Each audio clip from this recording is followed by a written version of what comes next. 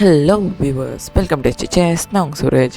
So இன்றைக்கி நம்ம என்ன பார்க்க போகிறோம் அப்படின்னு நீங்கள் கேட்டிங்கன்னா, ஒரு சூப்பரான ஒரு டோர்னமெண்ட் பற்றி தான் பார்க்க போகிறோம்.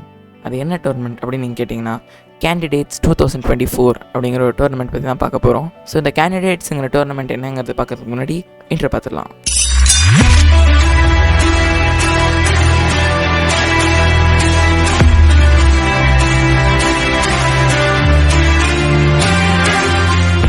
ஸோ இந்த கேண்டிடேட்ஸ் 2024 அப்படின்னா என்ன அப்படின்னு கேட்டிங்கன்னா, இந்த கேண்டிடேட்ஸுங்கிறது என்ன டோர்னமெண்ட்னா, வேர்ல்டு சாம்பியனை வந்து சேலஞ்ச் பண்ணுறதுக்கு 8 பேர் கம்ப்ளீட் பண்ணுவாங்க. அதில் யார் அந்த டோர்னமெண்ட் யார் வின் பண்ணுறாங்களோ அவங்க வந்து வேர்ல்டு சாம்பியனாக இருக்கிற டிங் லிரனை போய் சேலஞ்ச் பண்ணுவாங்க. ஸோ இந்த கேண்டிடேட்ஸ் 2024 வந்து both open category and women category இருக்குது. நம்ம கவரேஜ் பார்க்க போகிறது வந்து வெறும் மென்ஸ் கேட்டகரியில் இருக்கிற 8 பீப்புளில் 3 பீப்புள் வந்து இண்டியன்ஸ். ஸோ ஃபஸ்ட்டு வந்து விதித் குஜராத்தி, லெஃப்டில் நம்ம பார்க்குறது குகேஷ், அப்புறம் ரைட் சைடில் பார்க்குறது பிரக்னானந்தா.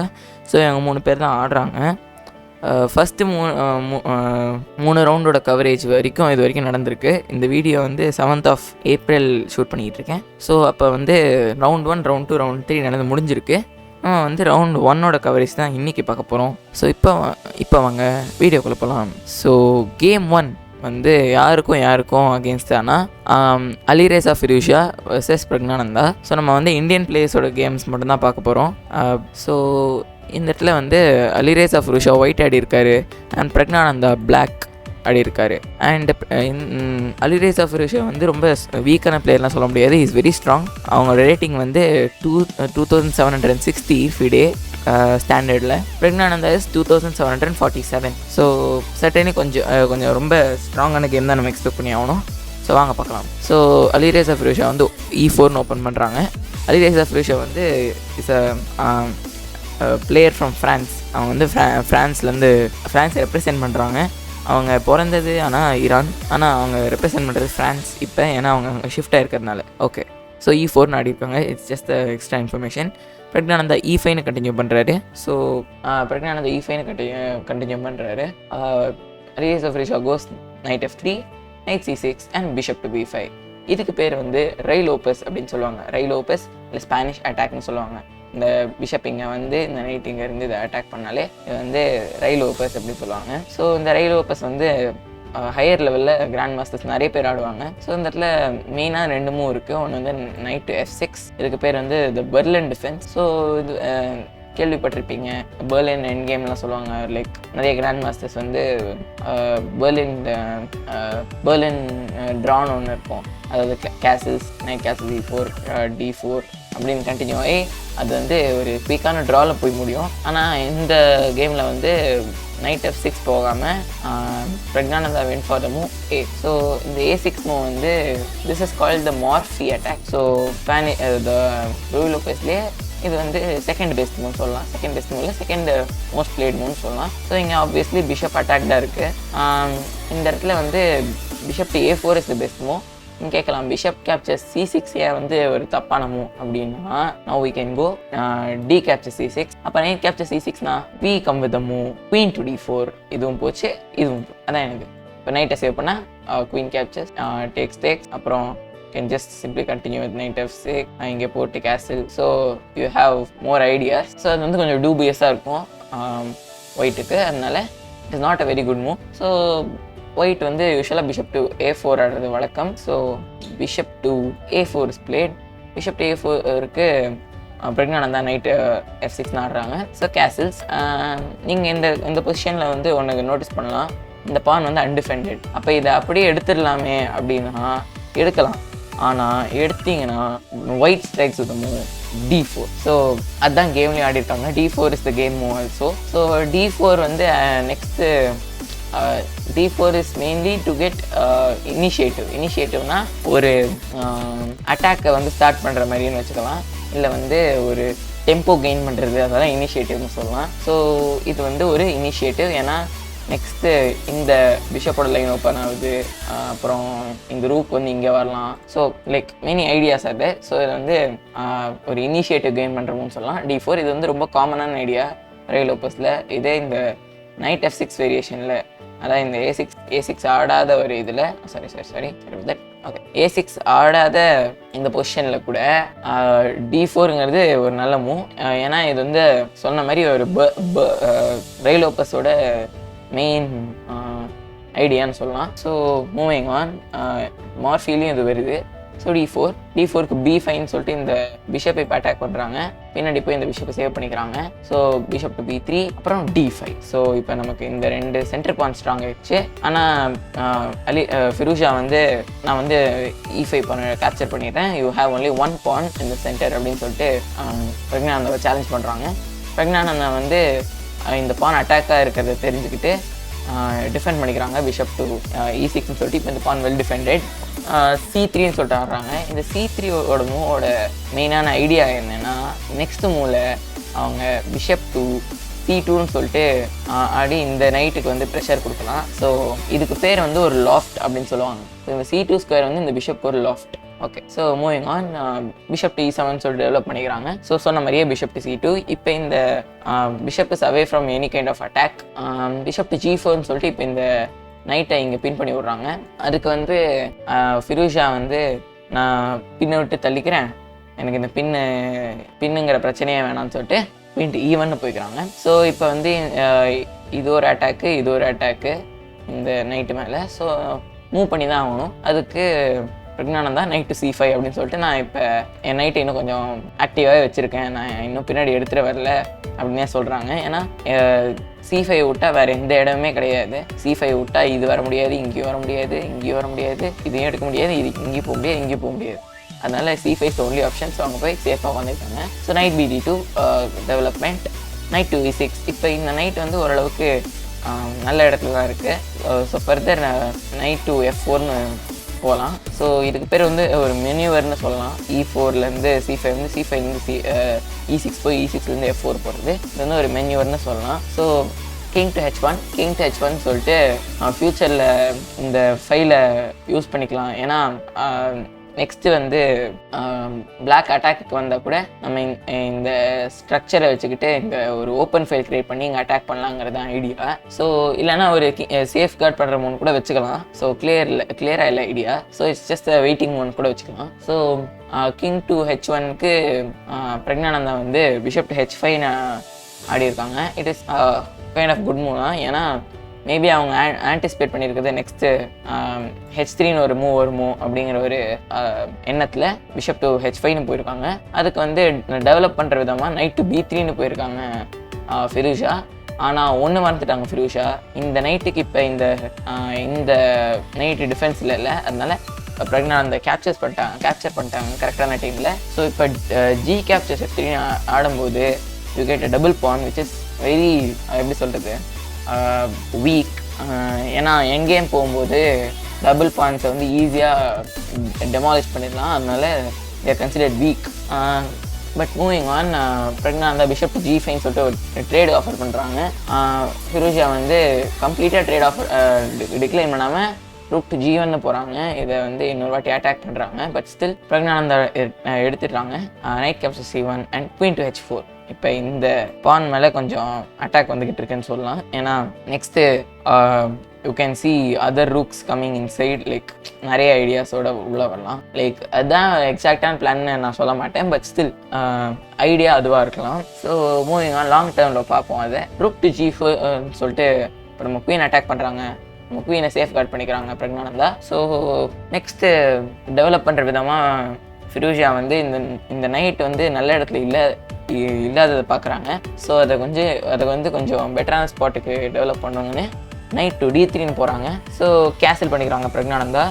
என்ன தான் ரூக்கு வந்து இந்த ஃபைலில் இருந்து பார்த்துக்கிட்டு இருந்தாலும் இது வந்து ஒரு டேஞ்சிபிளான த்ரெட் கிடையாது.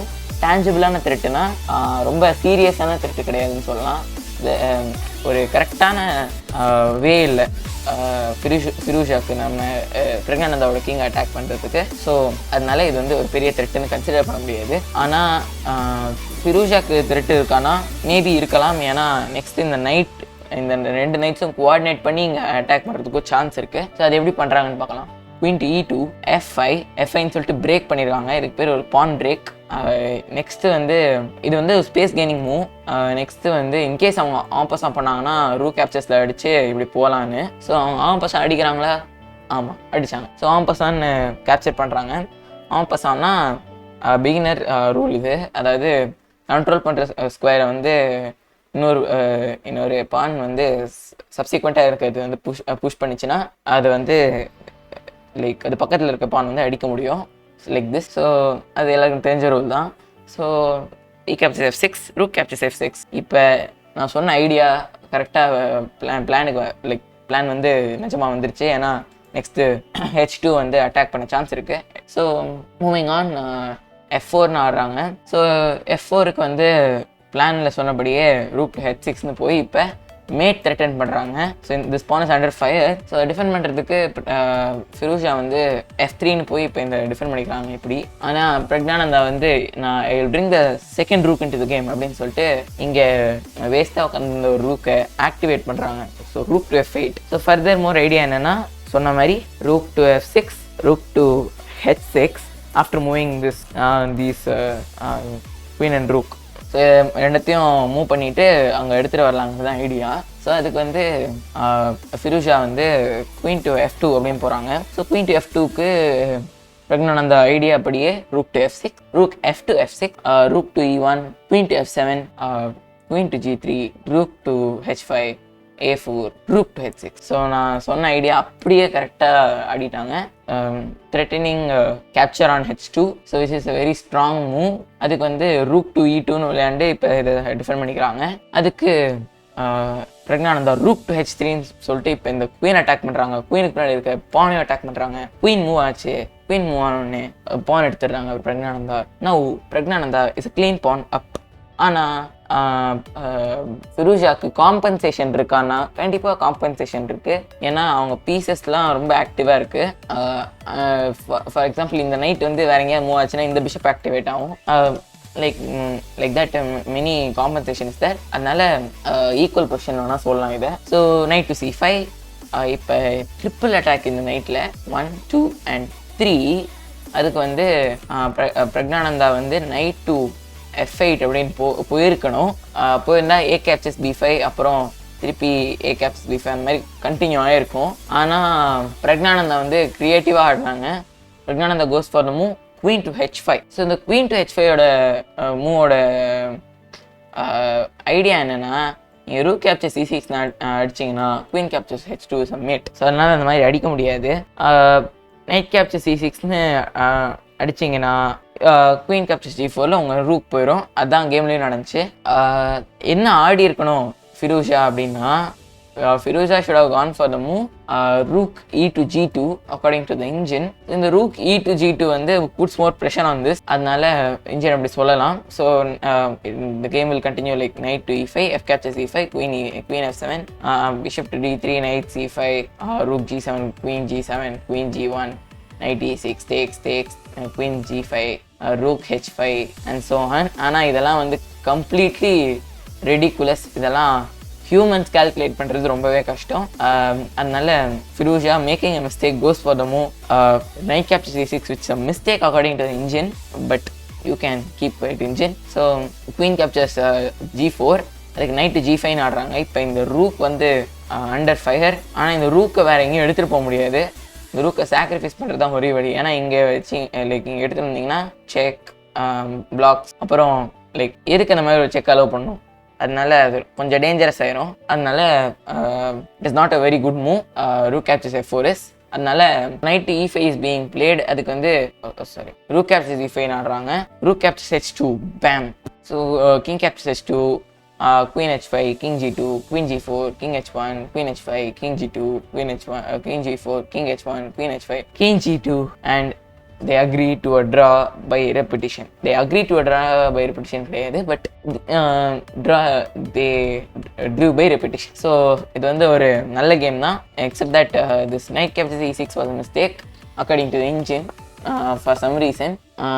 ரொம்ப காம்ப்ளிகேட்டடான கேம் கூட சொல்லலாம். So Praggnanandhaa is now at half points. So next நமக்கு இருக்கிற கேம் யாருக்கு அகெயின்ஸ்ட் அப்படின்னு நீங்கள் கேட்டிங்கன்னா குகேஷ் அகெயின்ஸ்ட் விதித் குஜராத்தி. இது என்னடா இந்தியன்ஸ் கூட ஆடிட்டு இருக்காங்க அப்படின்னா, first 3 rounds of the pairings அப்படி தான் வந்திருக்கு. அது ஏன்னு தெரியல. But in this game Gukesh played against Vidit. Gukesh Chennai தான், பிரக்ஞானந்தும் சென்னை தான், அதனால நான் குகேஷை வெயிட்டில் வச்சுருக்கேன். ஸோ பார்க்கலாம் கேம் எப்படி போகுதுன்னு. So D4 D5 C4, this is called the Queen's Gambit. So in the position D captures C4 is the accepted variation, and E6 is the declined, and C6 is the Slav. நிறைய variations இருக்கு.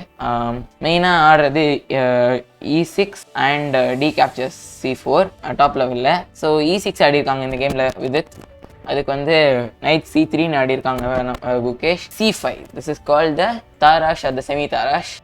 C5 D5 C4 D4 structure. So அதுக்கு வந்து E3ன்னு சொல்லிட்டு Gukesh defend பண்ணியிருக்காங்க. D4 பானை reinforce பண்ணியிருக்காங்க D4 பானை, and C4 பானை பிஷப் வச்சு டிஃபெண்ட் பண்ணியிருக்காங்க. ஸோ நைட் F6 ஆடுறாங்க with night F3 just developing, night C6 and A3. So இந்த A3 மூவோட பாயிண்ட் என்னன்னா, நெக்ஸ்ட் கேப்சர் பண்ணதுக்கப்புறம் பிஷப் டு B4ன்னு சொல்லிட்டு இந்த நைட்டுக்கு வந்து பின் வரலாம்.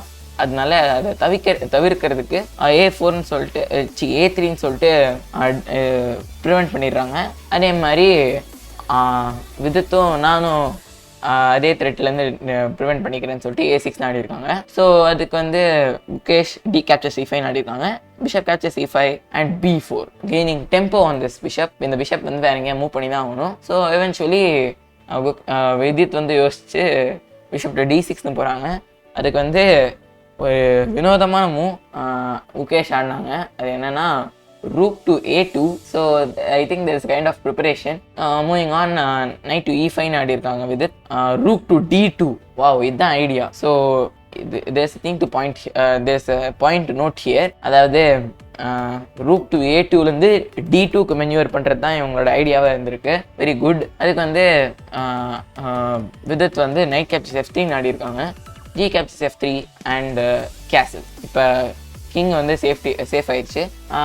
விதித் வந்து சரி ஓகே நான் இப்போ நான் பிஷப்பை டெவலப் பண்ணுறேன்னு சொல்லிட்டு பிஷப் B2 ஆடிருக்காங்க. அதுக்கு Gukesh bishop to B2 ஆடிருக்காங்க.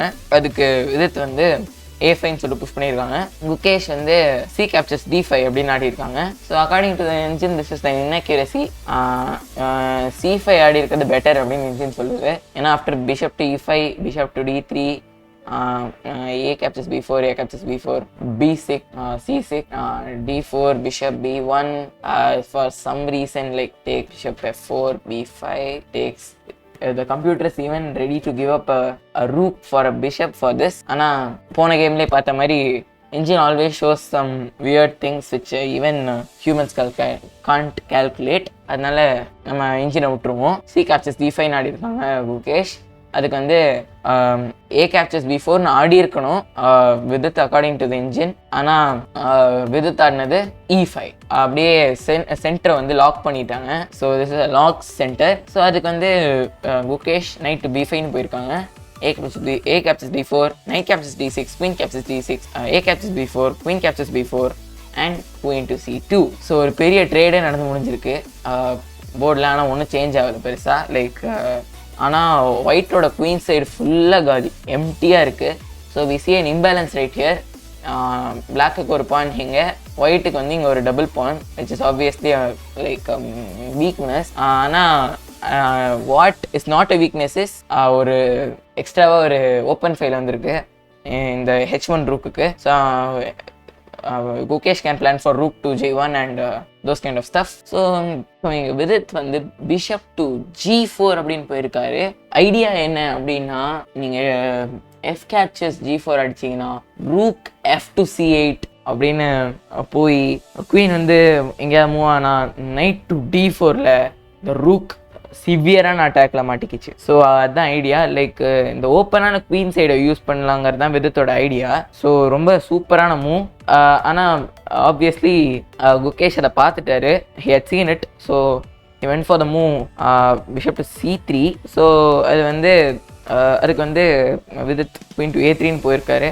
bishop to b2, queen to b4, bishop c3, queen b2, actually queen a3, bishop b2, queen b4, and both players repeated 3 times and drew by 3 full repetition. So என்னடா இது இவ்வளோ சீக்கிரமாக முடிஞ்சிருச்சுன்னா, S first ரவுண்டில் எல்லாருமே, அதாவது என்னது ஆடுற இவங்க 3 பேர் தவிர யாரெல்லாம் ஆடுறாங்கன்னா ஹிகாரு நகாமுரா, நிஜாத் அபாசவ், ஃபேபியானோ கருவானா, அப்புறம் அலிரேசா ஃபிரூஷா, அப்புறம் இன்னொருத்தங்க யாருன்னா அயான் நெப்போம்னியாச்சி. ஸோ இவங்க 5 பேர் ஆடுறாங்க. ஸோ ஃபஸ்ட் ரவுண்டில் ஆல்மோஸ்ட் இல்லை எல்லாருமே ட்ரா பண்ணிட்டாங்க.